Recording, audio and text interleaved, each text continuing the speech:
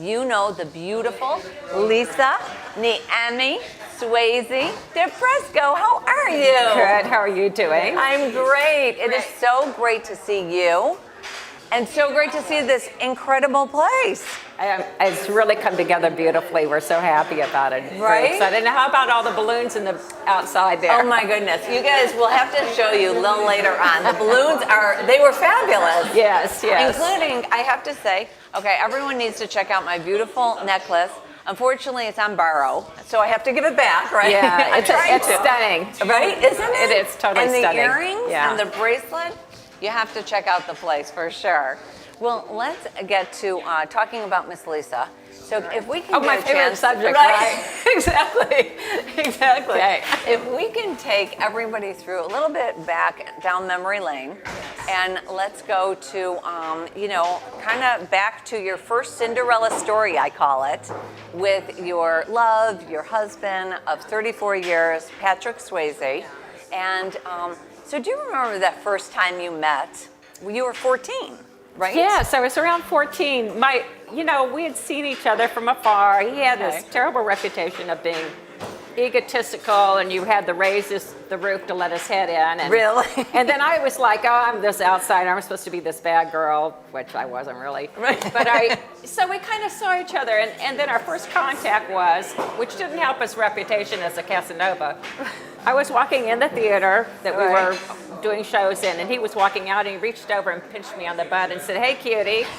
And I was like this, oh, brother, are you kidding me? Really? So, in all my 14-year-old wisdom. Right. So, yes, so that was our first, he was a little bit of a flirt, but you know what? He had grown up around hanging on the dance bars and pinching the girls on the butt. And, of course, he was cute, and so most of them did not mind it. Right, I'm sure. So, you know what's so great is that, was there ever a time that, as years went on, that you felt like, wait, I am sharing Patrick with the rest of the world? We all see him on the screen in Ghost and Dirty Dancing and so many incredible films, and we all pictured him the way we visualize, you know what I mean? Was there ever a time that it's like, hey, you know what, he's mine. He's mine, right? But you know what, on that level he was. I know. He was, and if anything, his success and people adoring him so much. Right. We were always celebrating that fact. It was like, this is fantastic that this has happened, and it just meant that he was going to get better parts and really more embracing work. all of that and taking it all in is and the same thing with because of course, especially after Dirty Dancing, I'm sure there are a lot of women in the country who weren't too fond of me. Right. I was going to say, well, they were a little upset that he actually was married. Yeah, no kidding. So it's like, really? He has a wife, right? But, and I get some girlfriends say, oh, so-and-so, I had a crush on your husband. And I'm like going, good. That's good. Yay. Right. Great for publicity. Yeah. Exactly. So in your memoir, that you wrote, Worth Fighting For, I know that there's a line in there that is so beautiful that you call Patrick your beautiful man. And oh my goodness, I was like, so what does that line mean? It probably means a lot of things, but really.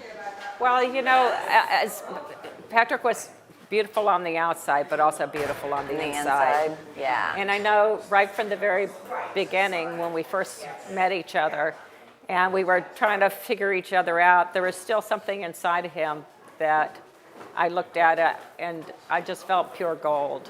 Yeah. And it was something in his spirit. And, and that's something about your soul that never changes. Absolutely. And it really, and in particular, the way he faced his pancreatic cancer showed the kind of hero that he truly was. Because in the worst possible situation, he faced it with such courage, but also wisdom and kindness and love, and it was an amazing thing to see. Wow.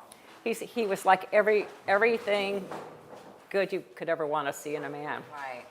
Or in Yeah. a person, right? In any, Yeah, in in a anybody, person. right. Yeah, because That's what it sounds like. It's not an easy thing to go. No, none of those things Yeah. are just, Yeah. they're definitely. So part of that is that I know that you have several passions, and one of the passions happens to be that you're the ambassador for the Pancreatic Cancer Action Network. I know right? it's a mouthful. I know it really is a mouthful, but I was able to read it. And Yes. So tell us a little bit about the network and what does the network do? It's Pancreatic Cancer Action Network, aka pancan.org. Okay. It's a wonderful organization, Yeah. and there are quite a few really wonderful organizations throughout the country. But PanCan is multifaceted, where they raise funds, they supply grant money Okay. to researchers, but also they hook patients up with clinical trials. Okay. In addition to being a great resource for information, you can Oh, find out God. anything you want. And actually, if you've been diagnosed, you can call them, Yeah. and they will walk you through Really? what resources are available. Because you get a diagnosis of pancreatic cancer, Right. You want to come out with all guns blazing. Right. It's- Right. It's an aggressive disease, Right. and you got to the arsenal. Come on, Exactly. And Yeah. but they cover all facets of addressing the disease, along with, being very instrumental, which I was a part of, getting a bill passed in Washington that will compel the NCI to give more attention to these low survival rate cancers, of Really? which pancreatic cancer Right. is the worst. It's really, Yeah. yeah. So switching to a little lighter subject is you also have some other fun passions that Yeah. I want to get to is you have passions with horses and Yeah. dogs, right?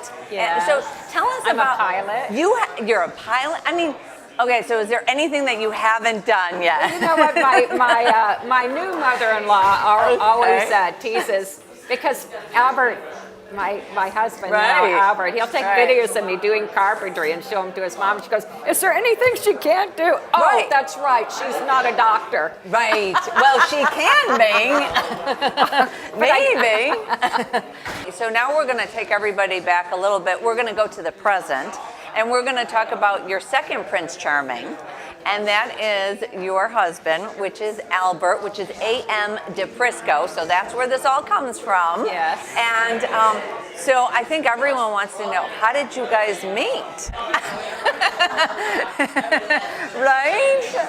Well, both of us feel very fortunate Yeah. that we met each other. Right. Of course, I'd gone through the terrible Right. illness, stress of Right. that illness, and he had gone through a very painful divorce. Okay.